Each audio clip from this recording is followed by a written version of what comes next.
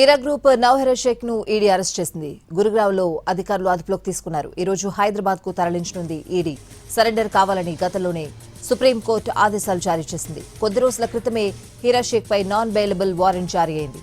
అప్పటి నుంచి అజ్ఞాతంలోకి వెళ్లిపోయింది. ఈ క్రమంలోనే నాన్ బెయిలబుల్ వారెంట్ పై స్టే ఇవ్వాలని హైకోర్టును ఆశ్రయించగా స్టేకు నిరాకరించింది. టెక్నికల్ ఎవిడెన్స్ తో హీరా షేక్ గురుగ్రావ్లో దాక్కున్నట్లు ఈడీ గుర్తించింది. ఫేక్ ఆధార్ కార్డ్, తప్పుడు వివరాలతో అక్కడ ఒక ఇంట్లో ఉంటోంది హీరా షేక్. ఆమెను అరెస్ట్ చేసి హైదరాబాద్ కు తరలిస్తోంది ఈడీ.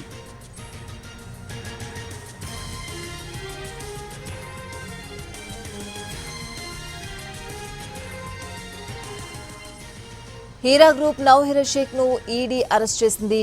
గురుగ్రావ్లో అధికారులు అదుపులోకి తీసుకున్నారు. ఈ రోజు హైదరాబాద్ కు తరలించనుంది ఈడీ. సరెండర్ కావాలని గతంలోనే సుప్రీంకోర్టు ఆదేశాలు జారీ చేసింది.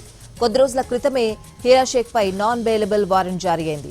అప్పటి నుంచి అజ్ఞాతంలోకి వెళ్లిపోయింది. ఈ క్రమంలోనే నాన్ బెయిలబుల్ వారెంట్ పై స్టే ఇవ్వాలని హైకోర్టును ఆశ్రయించగా స్టేకు నిరాకరించింది. టెక్నికల్ ఎవిడెన్స్ తో హీరా షేక్ గురుగ్రావ్లో దాక్కున్నట్లు ఈడీ గుర్తించింది.